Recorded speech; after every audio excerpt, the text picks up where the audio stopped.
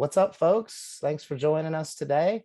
My name is Stephen Ramblin' Reinhold, and I'm super excited to be joined today by Meghan Carney, the creator of the Outdoor Minimalist podcast, book, and lifestyle. About a month or so ago, Meghan was kind enough to have me on that podcast, and I really enjoyed it. We got to talk about quite a few different subjects, in particular the Plastic Impact Alliance, and that was wonderful and really appreciated that opportunity. She definitely learned why I got the nickname Ramblin' Reinhold on that episode as I went on and on and on. And today we're trying to return the favor and give the microphone to Meghan today. So on that note, Meghan, why don't you introduce yourself and tell everybody a little bit about how you got into all your eco-friendly endeavors? Sure. Well, thanks for having me, Stephen. I really love connecting with you. I feel like we've done it on a lot of different platforms, so it's exciting. But a little bit of background. I am an environmental and outdoor writer. So, kind of what that means is I applied a lot of environmental aspects to outdoor recreation writing because it's just combining two of my passions within that. And that's kind of the short, snackable version of how Outdoor Minimalist was born, was combining all those passions. And how I got involved in that, I don't know, I think it was a pretty gradual process, just like throughout my life. As a child, I was always very passionate about activism and all that stuff. Save the rainforest. I would make flyers to hang up around my town. Same with like adopt, don't shop. I always wanted to be kind of an advocate for causes that I cared a lot about. Okay. And then as I grew up, I became more involved in outdoor recreation. And I started to see through different jobs and activities that there seemed to be a lot of people that cared a lot about the outdoors, right? Because we're recreating in those environments, we care about them. But there was also a lot of mishandling and misuse going on. And so I started to try and educate myself and how to best use the land and recreate out there. And I wanted to share that knowledge that I learned and gathered over, I guess, my entire life. Oh, that's awesome. That's so cool. So what are your go-to activities in the outdoors when you're talking about those? It's hard to say. I like so many different things. I used to be super into rock climbing. That was Oh, the only nice. thing I cared about was climbing rocks. And I've kind of started to get a little bit away from that in the last probably like 3 or 4 years. I still really love it. But I really enjoy trail running now and cycling. So I mostly gravel bike, but I also like road and mountain biking. But definitely gravel biking is probably the number one activity other than hiking that I participate in. Okay, right on. Awesome. I love climbing too, as you can tell. I'm probably one of the world's Yes, worst climbers, but biggest enthusiasts. So it's same, same. definitely a great sport. Yeah, for sure. Well, that's cool. So how did I mean, so that kind of takes care of your background in the outdoors, but then how did you transition that into a career as a writer, right? So I first met you through Cleanup News, which is a really, Mhm. really cool online kind of environmentally friendly publication. And that's awesome. But like, where did that start? Did you study journalism or just were always a fan of writing? Tell us a little bit about that. Yeah, so I've always been a really big fan of writing, and I grew up in a bookstore. Like our house was connected to the bookstore, so literature and all of that was really, In the blood. yes, it was Yeah. just like a part of my life. And my dad did a lot of writing, and my mom did a lot of creative writing, so that was just like a part of our daily lives together. Was a focus on the arts in that. And then I did go to university in northern Minnesota for communication arts and literature. So, not specifically journalism or writing, but it had a big focus on general communication through writing. So, I applied it in that way. But after university, I didn't actually like use my degree very much. I worked probably for like a year or so, like kind of in that field. And then I left to pursue outdoor recreation jobs. And I did that for a long time. And then because they're kind of like seasonal or like in between jobs, I decided to do some freelance writing to fill the gaps basically Okay. of income. And from there, I grew enough as a writer that I was like, I think I can do this full time. And then I quit working as a normal person and decided that I was going to do freelance full time. And that was probably 3.5 years ago that I went full time. And it's kind of grown to this today, which is really cool. Wow, what an awesome background story. I love that it's in your blood and that you actually grew up beside a bookstore. I think that's Yeah. too cool. And how full circle now that we're here talking about a book that you're gonna get ready to release. That's too cool.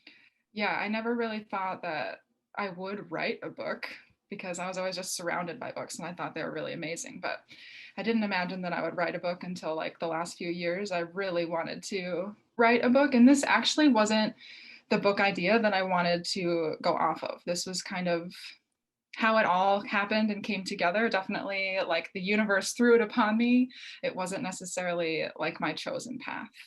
Okay, very interesting. Very interesting. So which came first? Was there the outdoor minimalist mindset, or was there the idea to write the book? How did that work? Which one was the driving force? Definitely the mindset. I think because when I left my job to pursue outdoor recreation jobs and things like that, I was a dirtbag full scale. I lived in my car. I didn't have a van. It was just like I was living in my car with my dog, and it was great. But I started to like read more about conservation, more about zero waste, and how all of that impacts just our daily lives. And then also, I was forced to become a minimalist, basically, as many people probably Hmm. realize if they enter van life or car life, whatever you want to call it, because you have such limited space. And I didn't want to buy a house or rent a place while I was doing that because I was so transient. And so Uh-huh. really, I like purged a lot of my things and I didn't invest in things unless I absolutely needed it. And so from that lifestyle, that mindset just kind of became integrated into every day. I love it. Yeah, there's no better gateway into minimalism than climbing and backpacking, right? When you're forced Mm-hmm. to carry everything that you need, like every single ounce counts. You always hear the stories about people cutting off half of their toothbrush to shave an ounce off for a through hike. So that's definitely a good entry into that. Wow. Mm-hmm. Okay. Cool. I love it. Well, let's stay on the book process a little bit there. Okay. Mm-hmm. So I'm imagining, right? I told you I'm trying to go through the book writing process myself, and of course, I think like most people, I'm imagining myself in a secluded cabin and it's snowing and I'm drinking coffee and just like pounding out the words, right? But I don't know if that's an actual reality, right? Take us just briefly through what the process was like once you decided to write a book, how you found a publisher, how you got the words flowing, and yeah, just tell us all about that. Yeah. So I'm going to start with the book that I originally wanted to write because I Okay, think that is kind of relevant. And it has to do with animal rights because I'm a big animal advocate. And it was actually nice. a fiction book. And I have most of it written. But at the same time, I was doing all the other online, like digital content work, including cleanup news. And during that time, I was writing a lot about environmentalism and how it relates to outdoor recreation. And a publisher actually read some of my articles and they reached out to me and they were like, we have this idea for a zero waste backpacking book and you write a lot about that. Like, would you be interested in sending us a proposal? And so I like read more about them and I actually had some of their books because it was Falcon Guides, Okay, which yep. is owned by Roman and Littlefield. So kind of like the mother company. And they have a bunch of other little publishers under them, or not little, other publishers under them. Um, and so I read more about them and their process and things and talked to the editor about the idea. And basically, they asked me to write a proposal and they had like a format. So I had to write a sample chapter and a table of contents, basically lay out everything from like who the audience would be, to like what the mission was of the book, what people would get out of it, and yeah, then the sample chapter as well, so they could see my writing style more. Okay. And then from that, the editor presented it to the publishing board of that company, and they said yes to it, which was great. And that process, from like the first conversation to getting a yes from the publishing board, was probably 2 months. Just Okay. like they had a deadline for the proposal for me to write it. I don't remember how long that took, maybe 1 or 2 weeks that they gave me. And then like they did a lot of deliberation on things and kind of like help craft the name of the book. And yeah, that was basically how that was born. And I don't know how like normal that is. I think a lot of publishing companies do like headhunt writers, right? So like if you are consistently writing about one topic online, then they're going to look for you. Like this one other woman that was on my podcast, Jen Sotolongo, Hmm. she is the creator of Long Haul Trekkers, and she actually wrote a book also for Falcon Guides, which is the essential guide to hiking with dogs. And her process was very similar to mine because she had this online presence about this specific topic, and they're like, okay, you're an expert in this realm. Can you write a book about this topic? Does that make sense? Nice. Yeah. Yeah. Very cool. Good insight into that. But when I started the other book, like the animal rights book, Hmm. um, what I had in my head about the writing process and like book proposal process was that I write the manuscript and then I send it to publishers, right? And I think that that is still a relevant practice because I've been looking into writing a children's book with the same illustrator that illustrated Outdoor Minimalist. Nice. Um, and what I've noticed for children's books specifically is they like to see the manuscript instead of just a proposal idea. So I Okay. think it just kind of depends on the niche and the publisher and kind of what's happening. Okay. Very Yeah. interesting. So what? So once you got the approval for it, take us forward from there. Did you like take to the woods backpacking and take notes while you were out there, or how did you go about compiling all your information?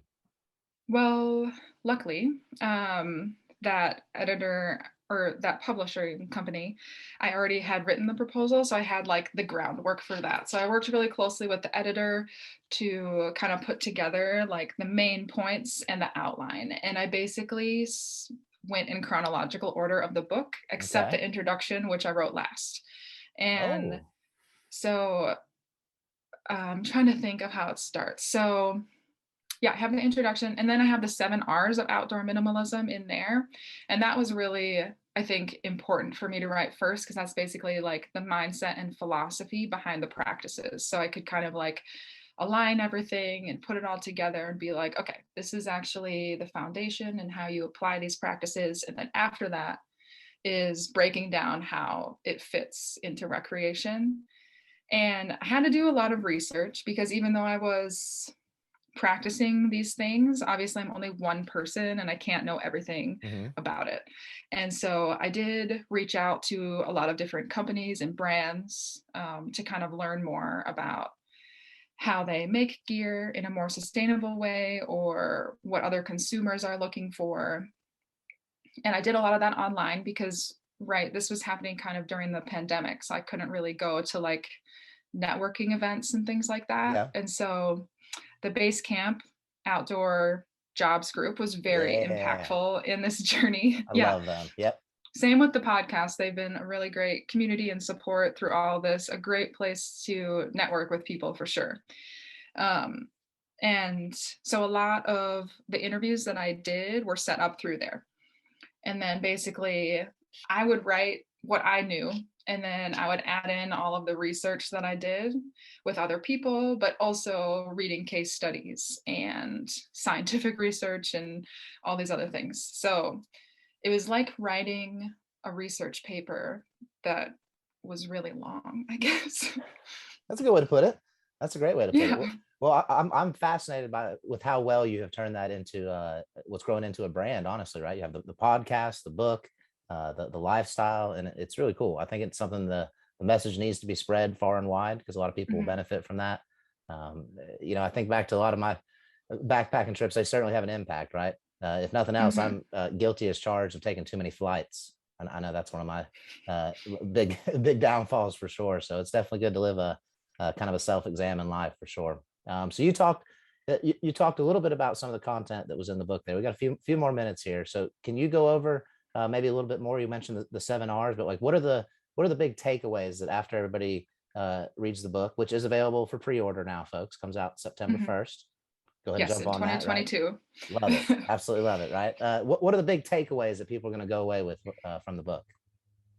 So the point of the book was to give people actionable ways to apply low waste or low impact practices specifically in their recreation. So the hope was that it was presented in a way that, like, if a beginner picked up this book, it would be kind of like the perfect foundation to not create any bad habits in the Okay. recreation. So it would take like leave no trace ethics, as well as like how you invest in your gear and how you get places and what you eat and all those things.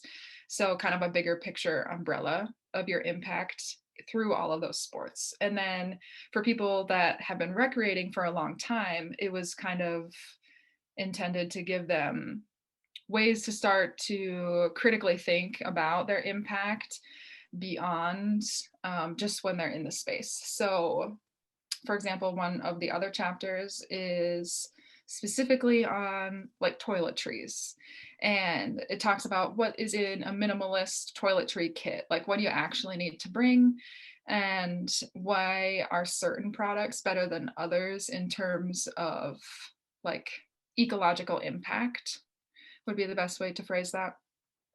And then what are some of your alternative options?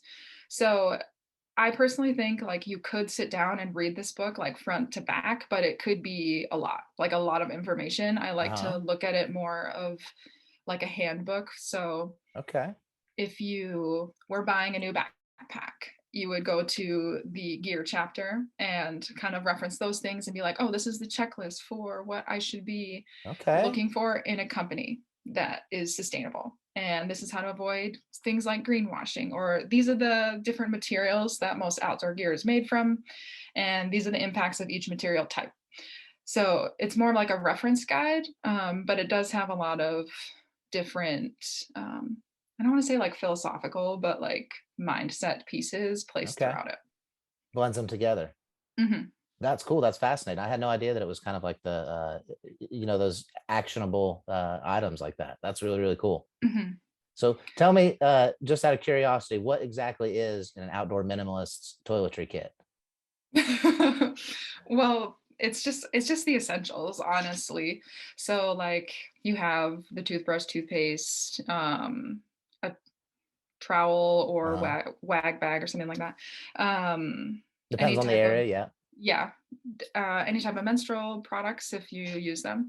And then there's other things too, but like I can't think of all of them. Bug spray, sunscreen, those types of things. And basically, like the big focus on that chapter is identifying the ingredients in a lot of toiletries. So, like Okay.